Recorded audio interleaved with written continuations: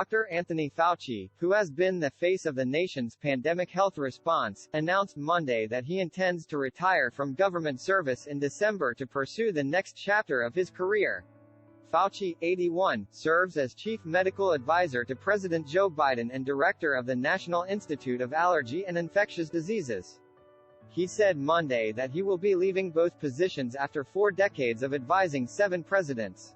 It has been the honor of a lifetime to have led the NIAID, an extraordinary institution, for so many years and through so many scientific and public health challenges.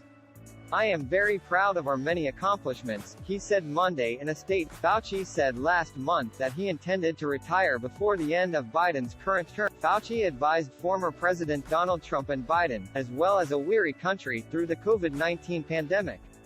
He held a similar role as a public figure on infectious disease for viral epidemics including HIV, SARS, swine flu, Zika, Ebola and avian influenza.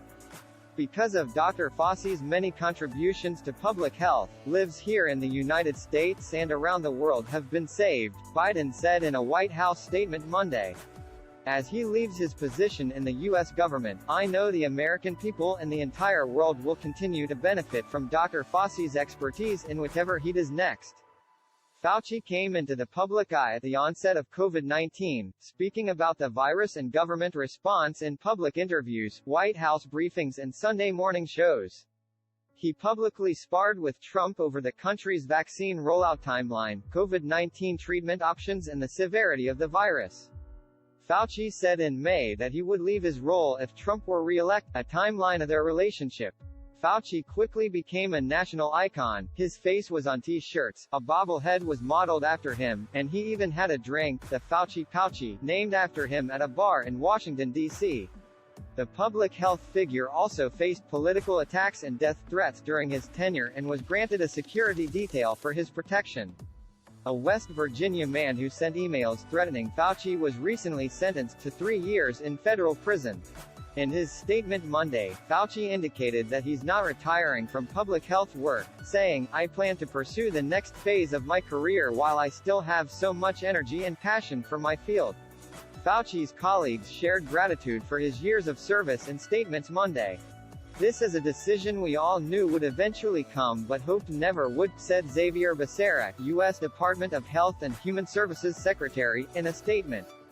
I am privileged to know Dr. Fauci professionally and personally and deeply admire his decades of public service that have undoubtedly improved the health of millions of people globally. Fauci received the Presidential Medal of Freedom from President George W. Bush in 2008 in recognition of his efforts addressing the HIV/AIDS epidemic in the U.S., and he was named one of Time's 100 most influential people of 2020. Fauci says he's likely to retire by end of Biden's current term. Fauci tests positive for COVID-19, is experiencing mild, contributing, the Associated Press. This article originally appeared on USA Today. Anthony Fauci to step down in December from advisory role for Biden.